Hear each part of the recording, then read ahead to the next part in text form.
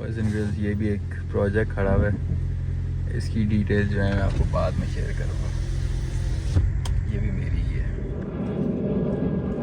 कौन सी गाड़ी?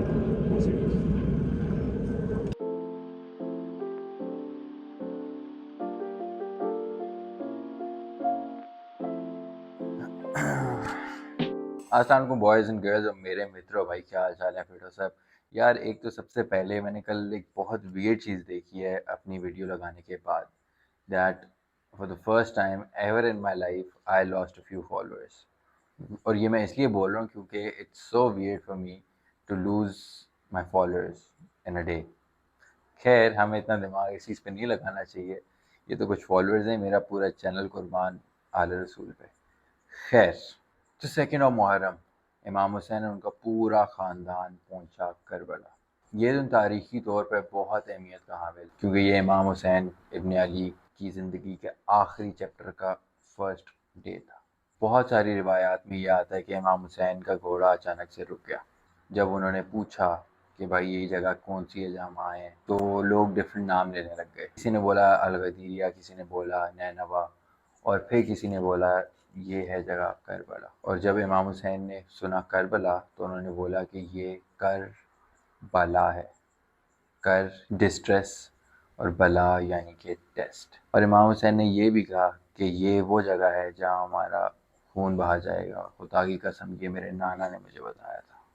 नाना यानी कि रसूल पाक सल्लल्लाहु अलैहि वसल्लम। तारीख तो ये भी कहती है कि बनु असद से इमाम हुसैन ने करबला की ज़मीन पहले ही ख़रीद ली थी। क्यों? ताकि बाद में उनके ज़ायरीन आए, बाद में उनको कोई देखने आए, बाद में कोई उनसे पूछने आए, तो उधर के लोगों को तंगी ना और उनकी ज़मीन ज़ाया ना हो जाए। इमाम हुसैन ने बनु असद को ये कहा था कि ये ज़मीन जैसे भी आपने यूज़ करनी है करो, इस पे अनाज उगाना, अनाज उगाओ, कुछ भी करना है करो, घर बनाओ, बट एक चीज़ का ख्याल रखना कि मेरे ज़ायरीन जब भी आएँ मुझसे मिलने, मेरे प्यार करने वाले, तो उनका बहुत ख्याल रखना। और जो जो करबला गया है उसको अंदाज़ा होगा, या जो नहीं गया वो ज़रूर जाए और उसको अंदाज़ा होगा कि उधर के लोग ज़ायरीन को किस तरीके से ट्रीट करते हैं।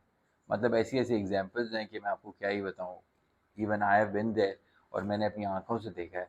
मेरे भाई की मैं आपको एक स्टोरी बता देता हूँ इधर। वो ये था कि बारिश हो रही थी एंड इट वाज नजफ।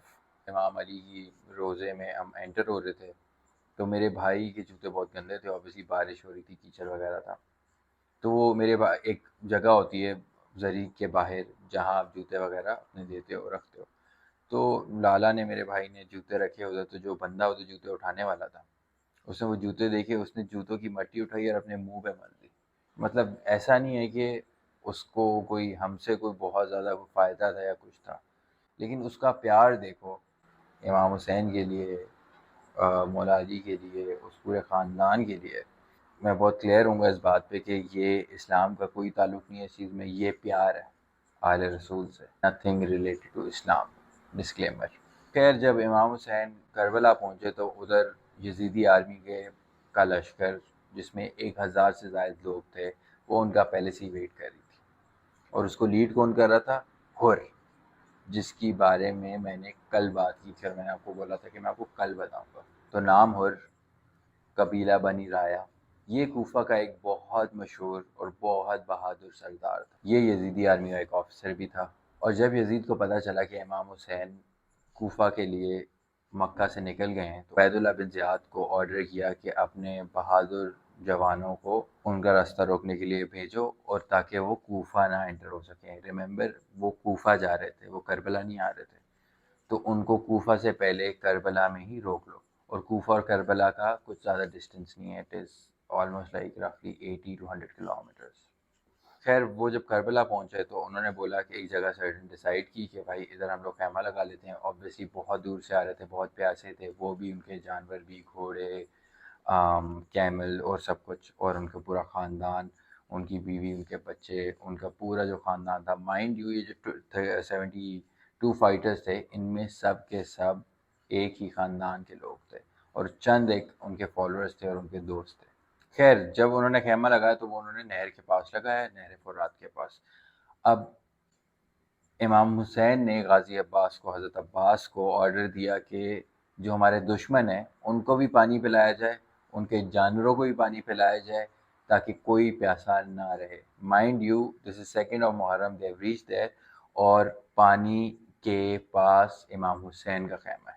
خیر اس کے بعد نماز کا وقت ہو گیا تو امام حسین نے بولا کہ ہور آپ اپنی فوج کے ساتھ نماز پڑھو اور میں اپنی فیملی کے ساتھ نماز پڑھتا ہوں. تو ہور نے بولا کہ یہ کیسے ہو سکتا ہے کہ اگر آپ ادھر ہیں اور میں اپنی فوج کے ساتھ نماز پڑھوں، مطلب کوئی اور کہیں اور نماز پڑھے، جبکہ آپ آل رسول میں سے ہیں، آپ علی کے بیٹے ہیں، آپ محمد کے نواسے ہیں، آپ سیدہ کے بیٹے ہیں، تو ہم سب آپ کے پیچھے نماز پڑھیں گے. امیجن، مطلب آبویسلی دونوں مسلمس تھے، بٹ مسئلہ کیا تھا؟ امامت کا. ایک صحیح رستے پہ تھا اور ایک غلط رستے پہ تھا. It was all about it. وہ بھی نماز پڑھتے تھے، وہ بھی اللہ کو مانتے تھے، وہ بھی رسول کو مانتے تھے، ان کو بھی پتا تھا کہ یہ کن کی اولاد ہے، کیا ہے کیا نہیں. خیر باقی ساری چیزیں ہم لوگ بعد میں ڈسکس کریں گے. اب ہم آ جاتے ہیں 9 محرم کی رات کو، because we need to talk about جناب حر، جو کہ حر تھے اور وہ حضرت حر بن گئے. تو 9 محرم کی رات کو he was really curious, he was really thinking کہ میں رائٹ پاتھ پہ ہوں یا رانگ پاتھ پہ ہوں، جنت کس طرف ہے اور جہنم کس طرف ہے. تو وہ اپنے خیمے میں تھے. خیمے سے وہ جب باہر نکلے تو وہ بالکل کانپ رہے تھے.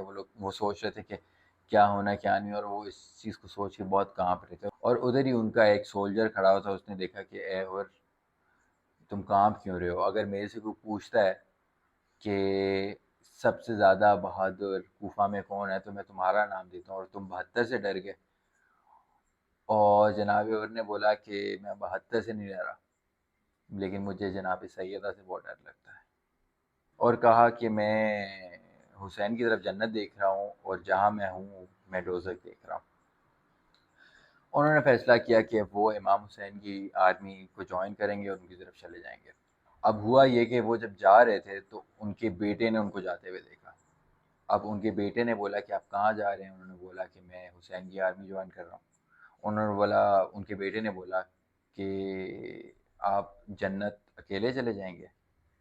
میں بھی آپ کے ساتھ آؤں گا. روایات کہتی ہیں کہ وہ، ان کا بھائی اور ان کا بیٹا ان کے ساتھ امام حسین کی طرف چل پڑے. اب روایات یہ بھی کہتی ہیں کہ جب وہ جناب حر جا رہے تھے تو انہوں نے اپنے بیٹے کو بولا کہ میرے ہاتھ باندھ دو، کیونکہ میں نے ان ہاتھوں سے امام حسین کی گھوڑے کو روکا تھا. انہوں نے بولا میری آنکھوں کو بھی کور کر دو، کیونکہ میں نے ان آنکھوں سے امام حسین کو غصے سے دیکھا تھا. خیر یہ سب کچھ ہو گیا. وہ امام حسین کی طرف گئے.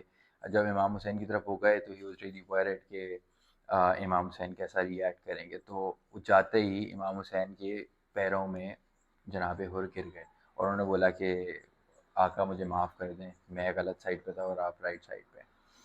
تو امام حسین نے ان کو اٹھایا اور گلے سے لگا لیا اور انہوں نے بولا کہ بھائی حسین کے سینے سے لگ جا. آپ کو پتہ ہے جناب حر نے کیا بولا؟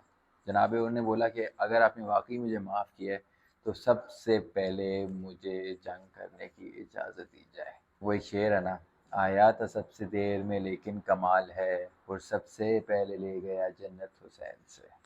And you know what? Janab Hur was the second Shaheed of Karbala. And you know who was the first one? His son.